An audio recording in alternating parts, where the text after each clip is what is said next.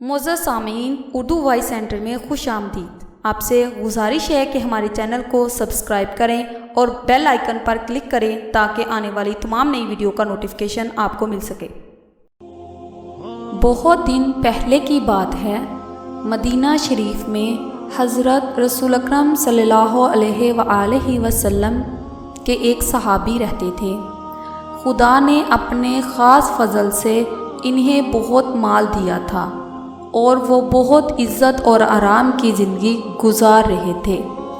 ایک دفعہ ایسا ہوا کہ انہیں ایک گورے کی ضرورت پڑی اور انہوں نے اپنے غلام کو بازار بھیجا کہ وہ کوئی اچھا سا گورا خرید لائے۔ عربی گورا ساری دنیا میں مشہور ہے۔ اس زمانے میں گاؤں کے رہنے والے عرب بڑی محنت اور شوق سے گورا پالا کرتے تھے اور پھر شہر کی منڈی میں لا کر فروخت کرتے تھے۔ حضرت رسول اکرم صلی اللہ علیہ وآلہ وسلم کے صحابی کا غلام بازار میں آیا تو کئی گورے فروخت کے لیے موجود تھے۔ غلام نے ایک اچھی نسل کا گورا پسند کیا اور مول تول کر کے خرید لیا۔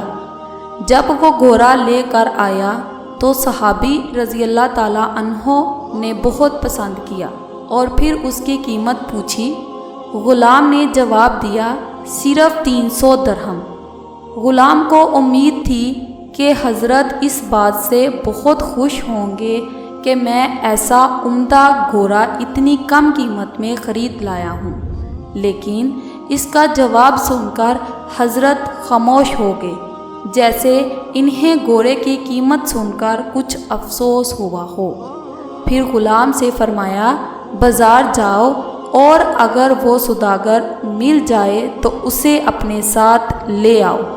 یہ حکم سن کر غلام بازار گیا اور تھوڑی دیر بعد سوداگر کو اپنے ساتھ لے آیا۔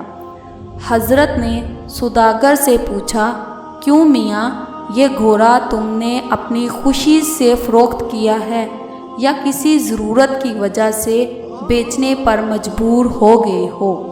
سوداگر نے جواب دیا، جناب، میں نے اپنی خوشی سے گھوڑا فروخت کیا ہے، کسی نے مجھے مجبور نہیں کیا۔ صحابی رضی اللہ تعالیٰ عنہ نے فرمایا، اگر یہ بات ہے تو پھر تم نے ایسے عمدہ گھوڑے کی اتنی کم قیمت کیوں لی؟ کیا تمہیں یہ معلوم نہیں یہ گھوڑا بہت اچھی نسل کا ہے اور اس کی قیمت کسی طرح بھی 500 درہم سے کم نہیں؟